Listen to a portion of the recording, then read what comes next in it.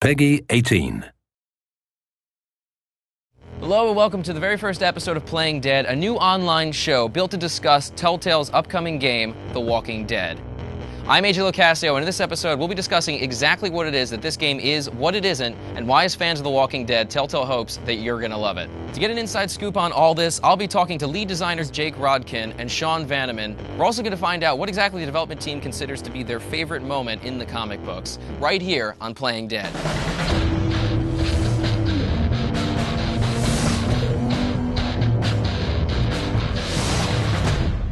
So since Comic-Con last year, you guys haven't really talked about Walking Dead much. We've been talking about it amongst with ourselves. each We've other. been making it. We have a mute team, actually. Nobody's spoken since July. Well, but for fans and people that actually want to get in on this game, where does this fit in? Where does the Walking Dead game fit into all this? Is it based on the show, or is it based on the comic? Where exactly does it take place within the world? Well, the game's based on the comic and exists right alongside the stories of the comics. If you were going by comic timeline, Rick would be in a coma. And episode 1 takes place with a new set of characters all right around the greater Atlanta area experiencing this apocalypse from a different perspective than Rick. You play a new character named Lee Everett, who is actually on his way to prison. And via the apocalypse, his cop car wrecks and he has his freedom back. But of course, now the world's gone to hell. We kind of went to the comics and looked at the characters that we liked the most, who we could look at while Rick was in a coma and say, where were they, what were they doing, and what were some of the things that they would have done early on that informs their character all the way through the most recent issue. Glenn is in the comic, Herschel's in the comic, and we're able to do that because our game, at least the first episode, takes place while Rick is in a coma. So what were these guys doing day 1, 2, 3, 4, 5? Who is Clementine? So Clementine's this little girl that Lee finds just alone, kind of discovers on his own that she's been effectively orphaned by this disaster. Is it that girl? It is, that little girl right there. There she is. I was wondering who that was. That's her from a while ago. I think it's important for people to know, when you see strong, capable protagonist guy and 3.5 foot tall little girl, you instantly kind of think oh, this is going to be a 5-episode, multi-hour escort mission. Well, that's really not at all why we put her in the game. That doesn't really feature into the gameplay. What does feature into the gameplay is her being exposed to your actions and her helping you out, and her sort of being this lens that you can see your choices through and the story in general through. She's just a smart, kind of quiet, introspective little girl who misses her parents. And Lee quickly finds that he doesn't really have anybody left because of the apocalypse, and discovers when he finds Clementine that she doesn't have anybody left either. So they kind of have to become this de facto family. And the theme of family plays through all the way through the comics and features heavily in the game.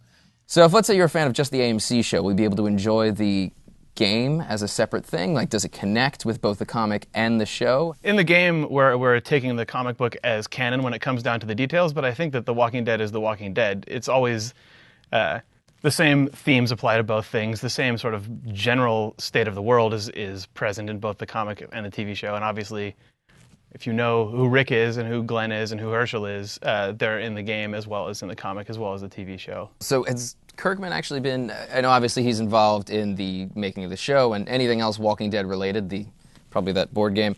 I bet it says Robert Kirkman on the front. It probably does. Yes, it does. So obviously, I'm assuming he is heavily involved in the game, but how? In what way do you guys utilize him? How does Kirkman involve himself? With Robert, it's great because, obviously he reads all our stuff, and we've pitched him our storylines and all these things. And early on, we didn't quite know what their vision for the game was and what our vision for the game was going to be.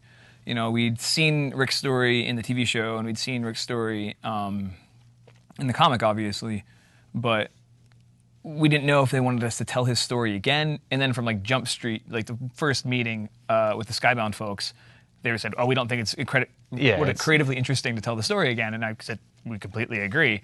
So where does that leave us?" And then being able to pitch them a brand new character with a brand new story, but still keep the themes that he's worked so hard and over so many books to really explore was a great experience. And he was really receptive to that.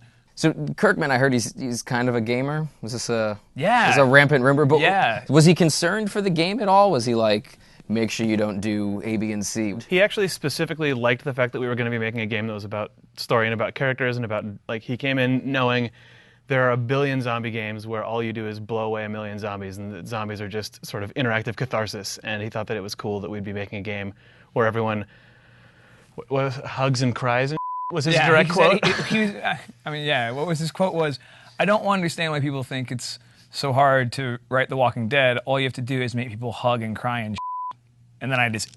That was his quote? Yes. We're going to take a short break, and we're going to find out exactly what Telltale's development team thinks is the most important moments in Robert Kirkman's original comic books. When we get back, we'll be talking about who you are and what you'll experience when you play Walking Dead.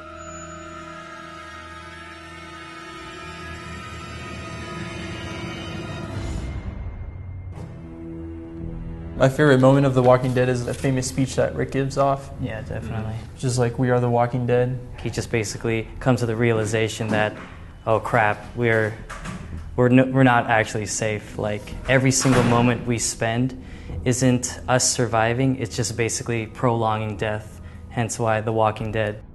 My favorite part of the comic is when Rick gets his hand chopped off by the governor. I feel like it's the point in the series when you realize that Kirkman's basically going to do whatever he wants with the characters, and you just have to hang on for the ride, I guess. This happens to be my favorite moment because this is right after Chris and Julie have killed themselves because of their suicide pact, and Rick has this moment of like, wait, they turned into zombies. Oh, and then the preceding moment, I think, really speaks a lot to The Walking Dead. It's him having to come with some kind of resolve to Shane's death, and even though things really did end up ending badly, he wanted to put something to rest there. He still wanted to be a friend. So there's a line in here that the governor reads after watching the zombies just lunching on this guy, chowing down. The thing you have to realize is they're just us. They're no different. They want what they want. They take what they want. They get what they want. And after they get what they want, they're only satisfied for the briefest period of time, and then they go back to wanting more. And it's always a social commentary. It's about humanity and the true nature of humanity. And that's a big part of what Walking Dead is to me. It's not just zombies shambling around. It's Kirkman and it's the writers telling you something about the human condition.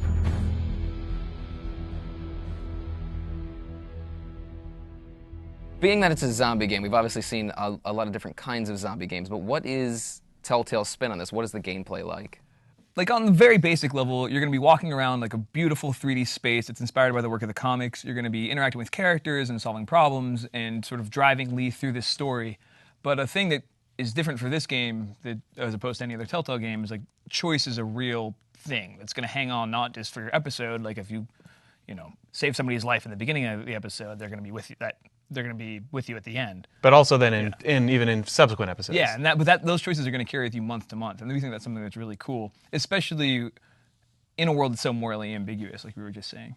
Most zombie games are really about this, like, the fantasy of the apocalypse. Like, you are this, like, unkillable survival machine that shoots anything that comes near you, and they're all sort of, like, nameless, faceless, just the horde, you know?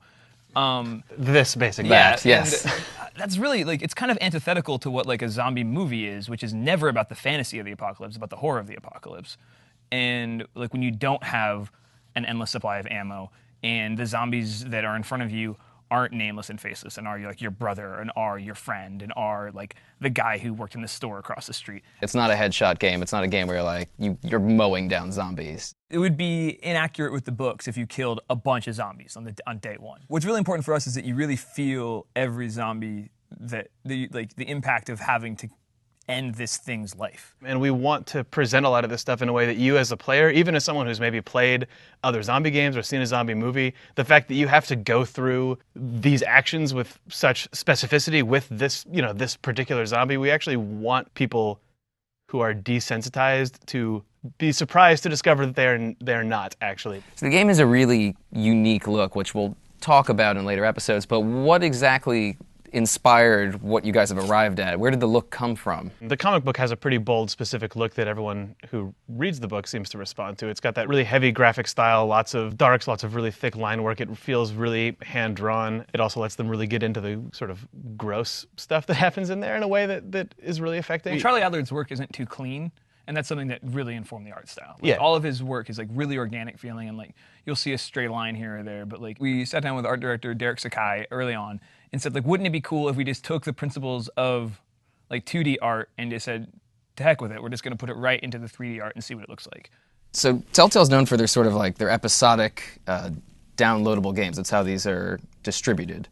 What does that mean for Walking Dead? How are we going to obtain the game once it's out? Yeah, our games come out episodically, which is cool both technically and from a storytelling perspective. Like, it's great because you can go pay a small amount of money and get a big piece of content and then stick with it over the course of months, which is really great. And as like from a creative side, it's really awesome to tell a long-form story because you can't do that anywhere else. Like, you could try to do that with a retail product and you would just give up a decade of your life because you would make 3 sequels and finally have your long-form story. And then you'd also have like an 11-year-old kid who you never talk to. But like here you can tell a long-form story in like, you know, over the course of 5 months and really get to know the characters. And that's something that appealed to me.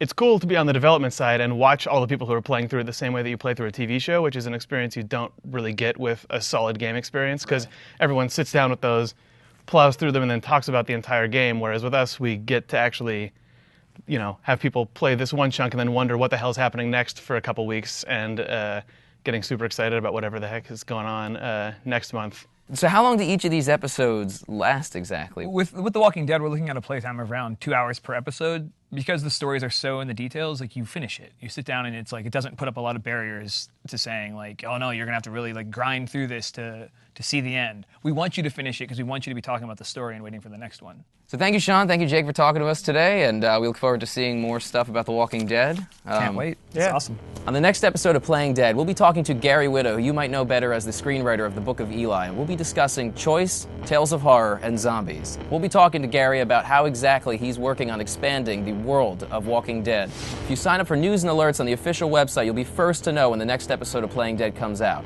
That's all the time we have today on Playing Dead, and we look forward to seeing you next time, well, on Playing Dead.